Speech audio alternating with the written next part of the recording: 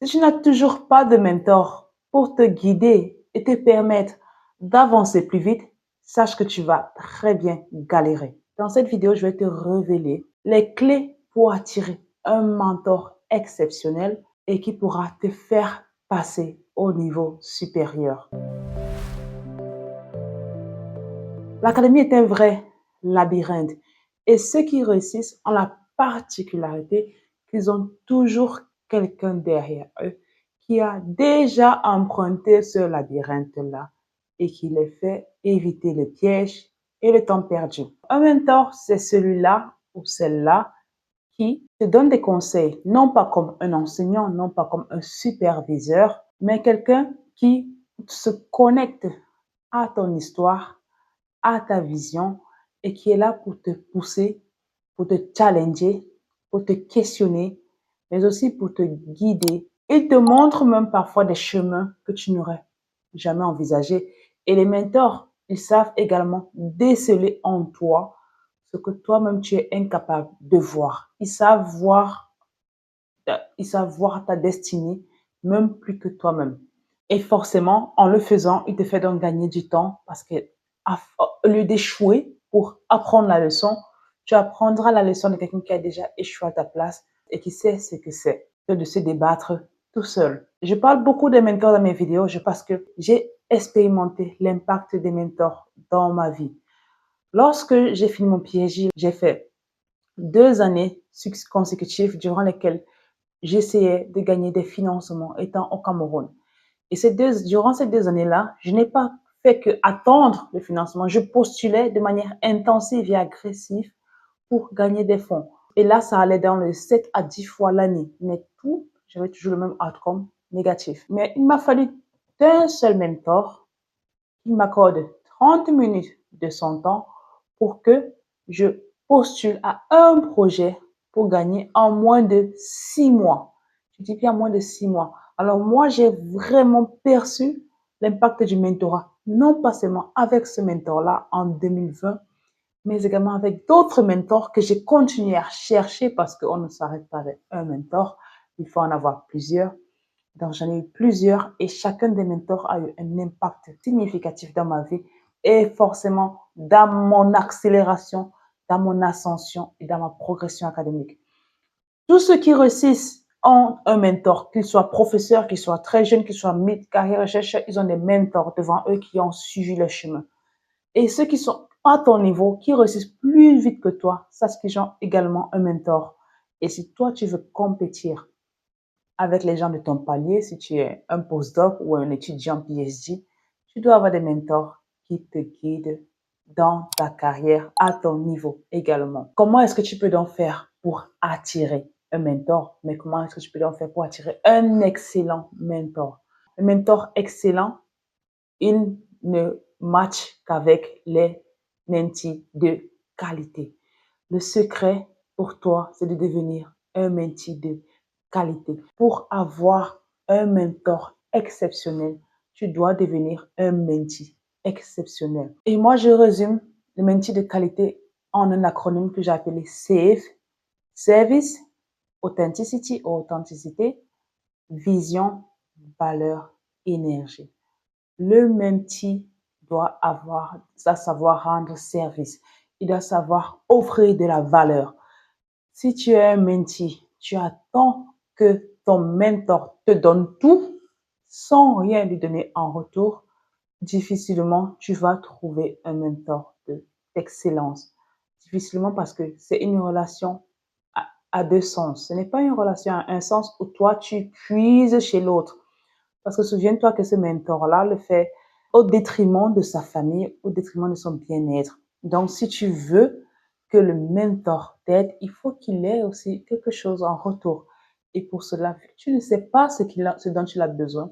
Tu dois donc offrir de la valeur. Peut-être ça peut être l'aider dans des projets de manière bénévole. Ça peut être anticiper sur son besoin parce il va te donner des informations qui pourraient te faire détecter ses besoins. Tu pourrais aider ses étudiants, tu pourrais anticiper sur des opportunités de collaboration, tu pourrais partager simplement des articles ou alors simplement être présent lorsqu'il a besoin de toi pour faire une tâche précise. Beaucoup de jeunes actuellement pensent que quand on a un mentor, on s'assoit et le mentor nous donne tout. Ça ne marche pas comme ça. Le mentor est là pour vous donner, mais il attend quelque chose en retour. Ne serait-ce que ta dedication, ne serait-ce que ton dévouement, ça le motive à t'aider. Si tu ne donnes pas de dévouement, si tu es procrastinateur, si tu fais de la paresse, il n'est pas encouragé à t'aider et ils ont l'art de détecter ce genre de profil et donc de ne pas être attiré par toi, si c'est comme ça que tu es. Le A, c'est l'authenticité. L'authenticité parce que les mentors d'excellence marchent avec des gens qui sont authentiques, qui sont vrais, qui sont réels.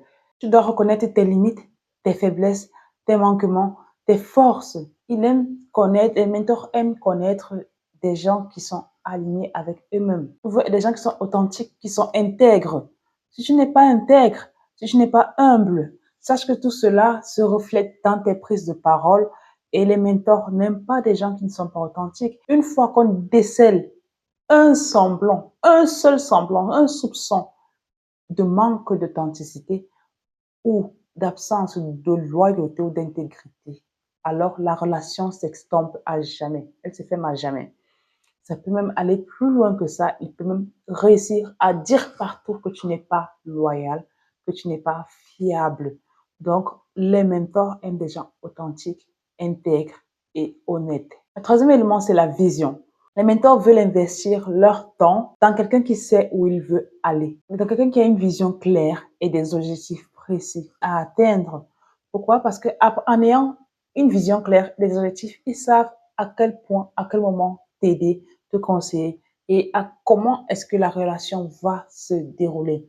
Ils savent que si c'est une relation à long terme ou à court terme, ils savent s'ils ont l'opportunité ou même s'ils ont la capacité de t'aider. Alors, si toi, tu vas voir un mentor, tu dis, ah, je ne sais pas ce que je vais faire. Actuellement, je ne sais pas du tout, j'ai envie de faire ci, mais tu n'as aucun objectif précis. Tout est flou.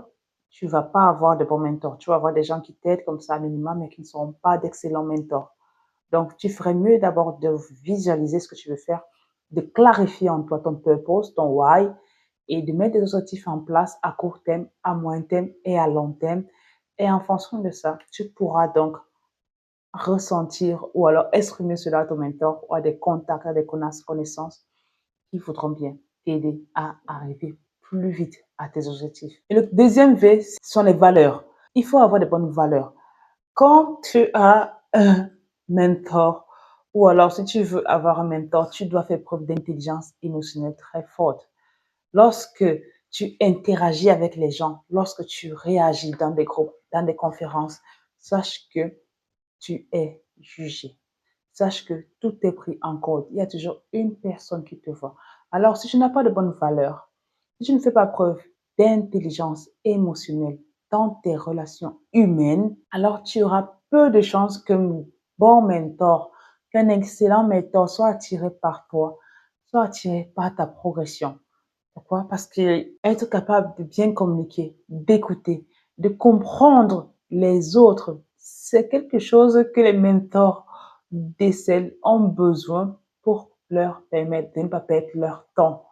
Si tu ne sais pas écouter, si tu ne sais pas communiquer, si tu ne sais pas comprendre, même les messages implicites, alors le mentor pourrait ne pas être intéressé par toi. Alors oui, ce sont des valeurs que de développer l'aspect bienveillant, ce sont des valeurs que de développer l'intelligence émotionnelle, ce sont des valeurs que de chercher à avoir de l'empathie envers les autres.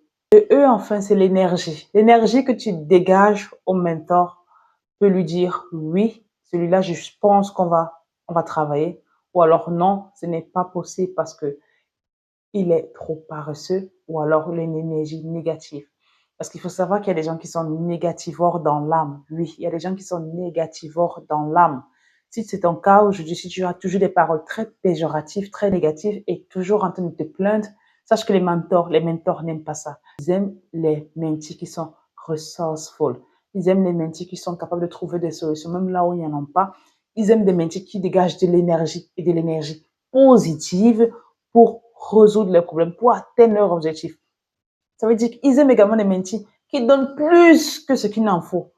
Il ne faut pas se contenter de l'effort minimum se contenter du peu qu'on doit faire. Non, le mentor, tu dois l'étouffer carrément même de travail parce que plus tu travailles dur, plus tu exécutes, plus tu délivres les outcomes et les résultats attendus, plus il est content, même s'il ne te répond pas, mais il voit l'évolution, il voit l'énergie que tu donnes pour réussir, il comprend que tu es déterminé. Et à ce moment-là, il sait que tu es un mentee de qualité. Il a envie d'aider ce mentee à aller plus vite parce que son but, ce n'est pas d'abuser de toi. C'est une erreur de penser que quelqu'un qui te fasse faire des tâches, elle a pour abuser de toi. Non, son but, c'est que tu puisses avoir plus de skills et d'outils pour aller plus vite parce que son but, c'est de te propulser. Mais pour ça, il faut que tu dégages une énergie positive. Il faut que tu fasses, tu over-deliver. On dit over-deliver, c'est-à-dire deliver plus que ce qu'il n'en faut. Tu dois être capable de travailler dur au-delà des attentes, de surprendre même ton mentor par rapport à ce qu'il attend de toi. Et c'est comme ça qu'on réussit parce que moi, je te dis, avoir mon mentor de PhD, qui est également mon superviseur. Les superviseurs ne sont pas des mentors.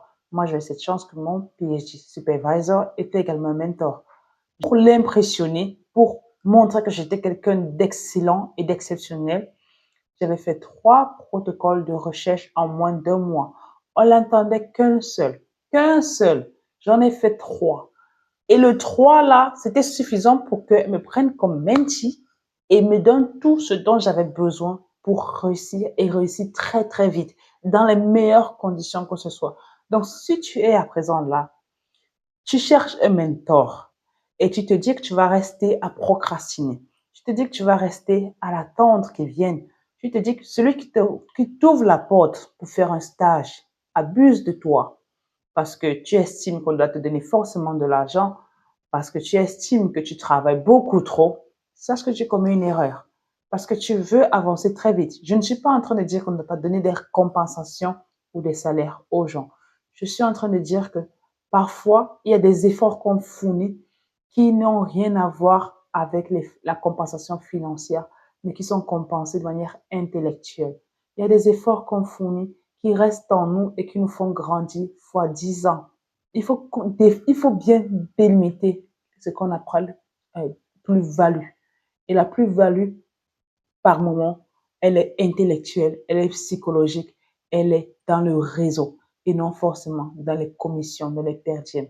Donc, si tu as retenu les SAFE, service, authenticité, valeur, vision, énergie, alors tu as le secret pour attirer les mentors d'excellence. Dans la prochaine vidéo, on va voir pourquoi est-ce que tu n'arrives pas à trouver de bons mentors et comment éviter les erreurs dans la relation avec les mentors. Dis-nous en commentaire si tu as apprécié cette vidéo. Dis-nous en commentaire qu'est-ce que tu attends des mentors dans ta carrière. Abonne-toi, surtout, ose rêver pour l'Afrique.